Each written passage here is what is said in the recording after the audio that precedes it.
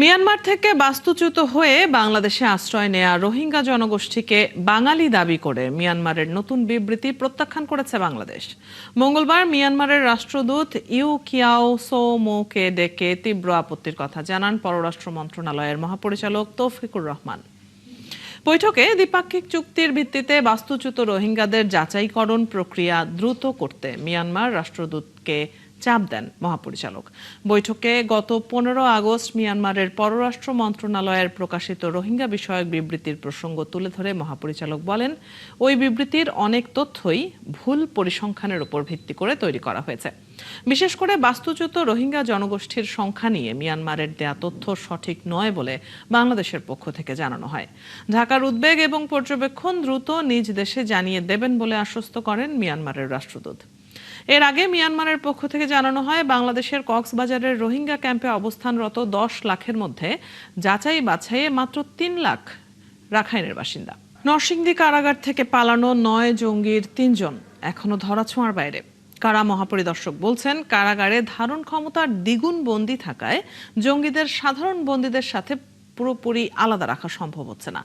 এরই মধ্যে পালিয়ে যাওয়া 166 বন্দীর নথিও কারা অধিদপ্তরের কাছে নেই। কারাগারে থাকা আওয়ামী লীগ নেতাদের মোবাইল ব্যবহারের অভিযোগও পুরোপুরি অস্বীকার করেননি আইজি প্রিজন। বিস্তারিত নাদিয়া শারমিনের প্রতিবেদনে। 19 জুলাই 2024 নরসিংদীর কারাগারে হামলার পর পালিয়ে যায় 826 জন বন্দী। তাদের মধ্যে জঙ্গিবাদে অভিযুক্ত ছিলেন 9 জন। তাদেরই একজন জুয়েল ভুইয়া ওরফে ওস্তাদ। 2023 সালে হিজবুত তাহরিরের সদস্য অভিযোগে গ্রেফতার হয় সে। জুলাইয়ে পালিয়ে যাওয়া 6 দিনের মাথায় গ্রেফতার হলেও সেপ্টেম্বরে আবার জামিনে বেরিয়ে আসে। এরপর চলতি বছরের 16 আগস্ট আবারও রাজধানীর ডেমরার শারুলিয়া থেকে 2টি হাতবোমা সহ তাকে গ্রেফতার করেছে পুলিশ।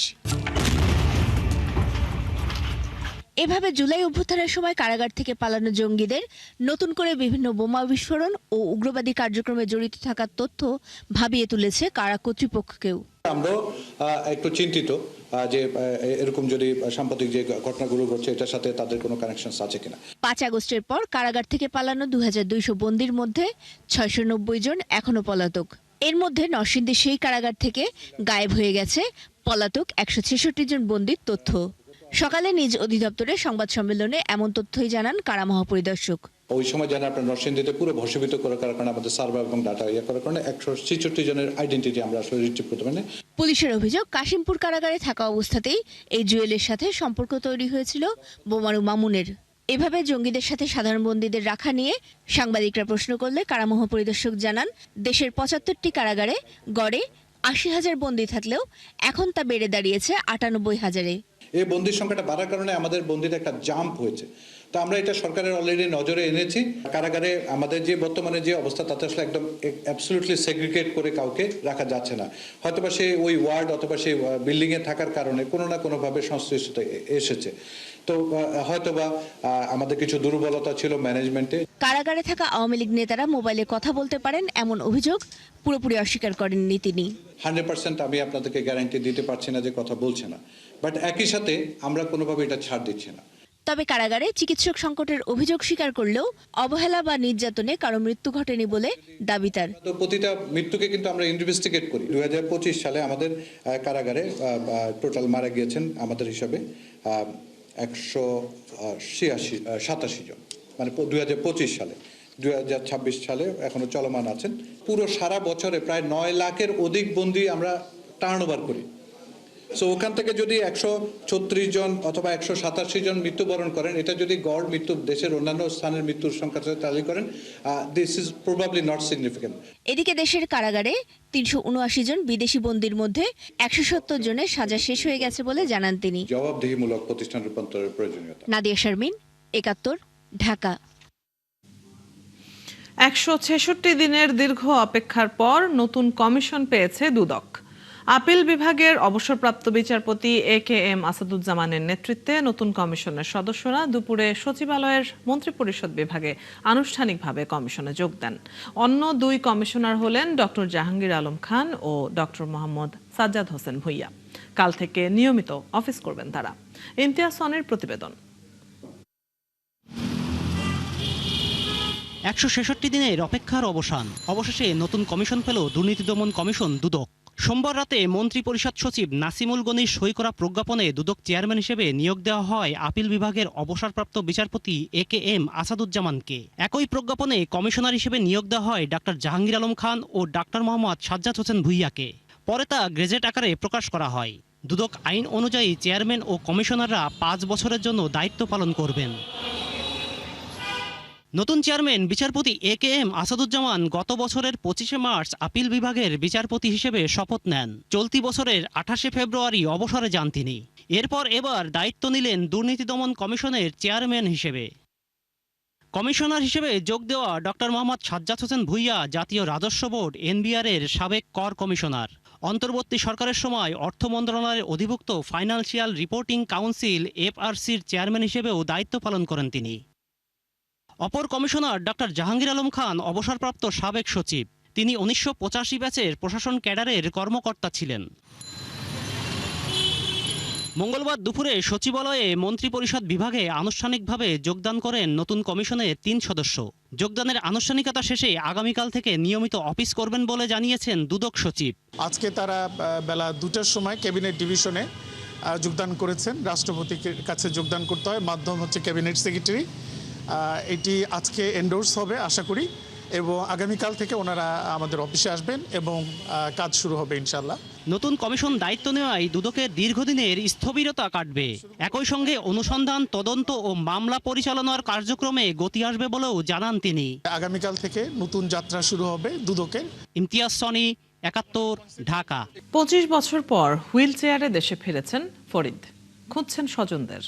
দালালের খপ্পরে পড়ে 10 বছরের যে শিশু বাবা সহ জাহাজে করে একদিন দেশ ছেড়েছিলেন, তিনি ফিরেছেন 35 বছর বয়সে।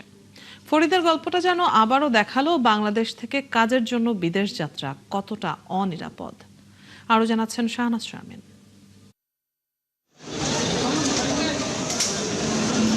25টি বছর, দীর্ঘ 9000 দিন, কিন্তু এই ফেরা কোনো উৎসবের নয়, কোনো আনন্দের নয়। মঙ্গলবার ভোর 5:15টার দিকে হুইল চেয়ারে করে তুরস্ক থেকে দেশে ফেরেন ফরিদ। বিমানবন্দরে তখন মোহাম্মদ ফরিদের সঙ্গী কেবল একটি ট্রাভেল পাস আর এক মহাসমুদ্র নীরবতা। তুরস্কের অচেনা গলি থেকে আশকোনার ব্র্যাক সেন্টার। তার চারপাশ বদলেছে, কিন্তু বদলায়নি তার ভাগ্যের নির্মম পরিহাস। বাবার নাম মোহাম্মদ আয়ুব আলী এবং মায়ের নাম নূরজাহান। তার বাড়ি কক্সবাজারের উখিয়া উপজেলার হলদিয়াংপাল ইউনিয়নের মরিচ্চা বাজার এলাকায়। এটুকুই শুধু স্মরণে আছে ফরিদের। 2 যুগেরও বেশি সময় নিষ্ঠুর থাবায় ফরিদ ভুলে গেছেন অনেক কিছুই, কিন্তু ভুলতে পারেননি মায়ের মুখ। আমার মাল্লায় বহুত চলে, আমার মা বাবা তো অনেকে নেই, আমার মাল্লা বহুত ফেট পড়ে। মাকে না জানিয়ে 10 বছর বয়সে ফরিদকে নিয়ে দালালের মাধ্যমে সমুদ্র পথে জাহাজে করে করাচিতে পাড়ি জমায় বাবা। এরপর সেখানে রেল লাইনে 2 পা হারায় ফরিদ। আবারও দালালের খপ্পরে পড়ে তুরস্ক যাওয়া। বাংলার উর্দুর মিশ্রণে ফরিদের মুখে শোনা সবই যেন থ্রিলার উপন্যাসকে হার মানায়। আমার তো শিবরি আমার আব্বাই করাচি আমার লয়ে গেছি, ওর ইয়ার পরে করাচির মাঝে কিছু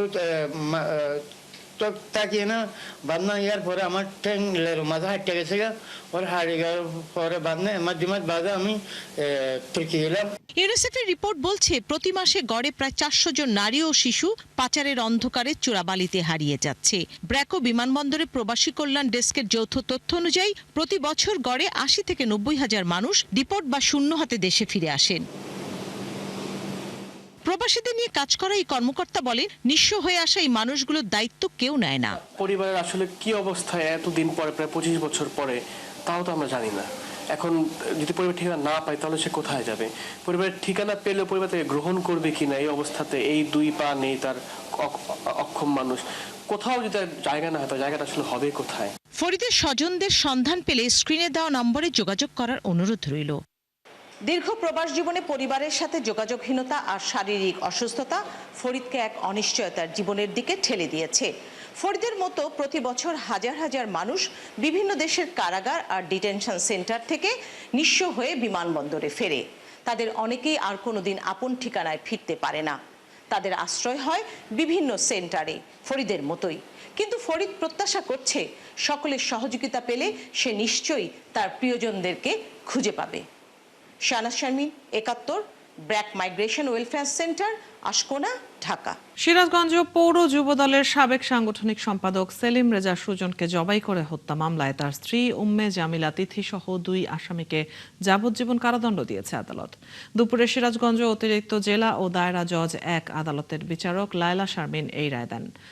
2015 সালের 2 জুন সিরাজগঞ্জ পৌর যুব দলের সাবেক সাংগঠনিক সম্পাদক সেলিম রেজা সুজনকে পরকীয়ার জেরে ঘুমন্ত অবস্থায় হত্যা করে তার স্ত্রী উম্মে জামিলা তিথি। এদিকে রায়ে অসন্তোষ প্রকাশ করে এজলাসের সামনে বিক্ষোভ করেন নিহত সুজনের স্বজনরা।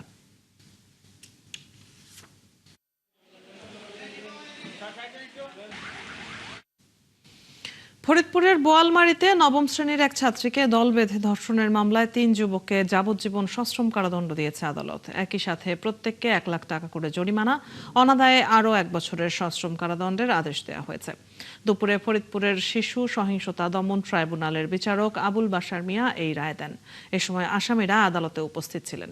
পরে পুলিশ পাহারায় তাদেরকে কারাগারে পাঠানো হয়। 2020 সালের 28 জানুয়ারি মোবাইল ফোনে পরিচয় সূত্রে নাসির মোল্লা নামে এক যুবকের সাথে দেখা করতে গেলে দল বেঁধে ধর্ষণের শিকার হয় ওই স্কুল ছাত্রী। চলছে সংবাদ সংযোগ। সরাসরি সংবাদ ও অনুষ্ঠান দেখতে চোখ রাখুন 71-এর ফেসবুক পেজে এবং সাবস্ক্রাইব করুন 71-এর ইউটিউব চ্যানেল। থাকুন 71-এর সাথে।